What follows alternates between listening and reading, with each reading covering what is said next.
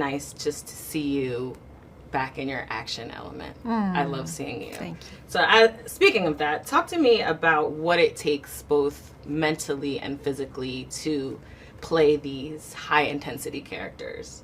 I read or I heard that you've broken close to 10 bones, a lot of stuff. You've had so many medical issues, but on screen it comes across as you've been doing this your entire life. Tell me mentally and physically what it takes for you to just play these characters. Well, it's funny you say that it comes across like I've been doing it my entire life, because I really have. I started off as a gymnast at like 3 and 4 years old is when I started doing gymnastics. And so being athletic and pushing my body has been my whole life. It's just in my DNA, right? And that's why I keep doing these movies as I'm closer to 60 than 50, is because I love it. I just love it. And I've always, because of athletics, I've always stayed in shape. I've always exercised. I've studied different forms of martial arts and fighting and whatever. So I'm always ready to do a movie like this. I have to learn the choreo and learn what's unique to this character and their fight style, but I'm always ready. I'm always up for a good fight scene. And after John Wick, I will never let a double do my work again for me. You said I'm doing it all. I learned from Chad and John Wick and Keanu that, you know, if you're going to do it, then do it.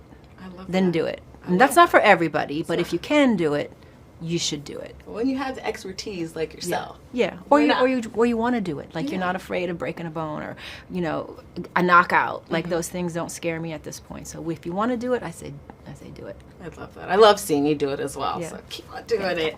Another thing that I love that you do in your films is you always kind of interject that proud Black woman. I just honestly love seeing you do that, from Baps to even in this character when you had to let Mark Wahlberg's character know, like, hey, I went through some racism when we dated. I just love how you always rep for us. Is that something that just comes out because you're a proud Black actress, or is that something you want to make sure is interjected into your characters?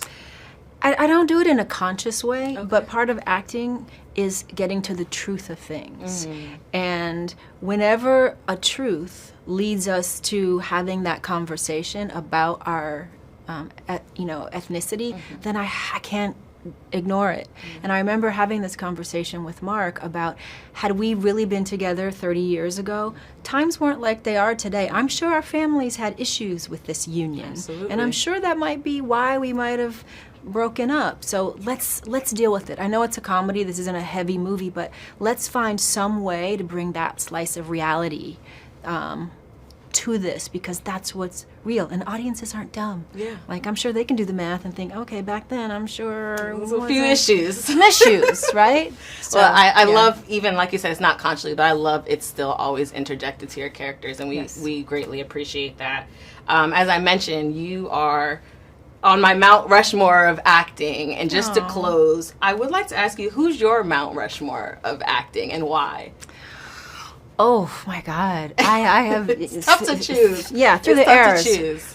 But I start back from the beginning with people like Diane Carroll and Dorothy Dandridge and Lena Horne, Eartha Kitt. Like, those were my heroes as a young girl when I thought, I never thought I'd be an actress, but anytime I got to see them on television, you know, Carmen Jones and Julia and Eartha Kitt, Catwoman, you know, her version of Catwoman was just, you know, so those were my early heroes. And now I love when I see like what Margot Robbie got to do with Barbie this year. Amazing. You know, in America, they were all there. Like, I love when I see women standing in their truth and fighting for our right to be and fighting for our equality, whether it be closing that pay gap, you know, when the funds aren't lining up, you know what I mean? I love to hear us speak out about that and what our male counterparts are getting and what we're not. I love us fighting for roles that tell the stories from our point of view and say what we want to say. So all these female directors and writers that are now able to write stories and tell stories, I love to see that. So it's all of those women. The representation. That are fighting for women to be seen and heard. Be you black, white, brown, yellow. Absolutely.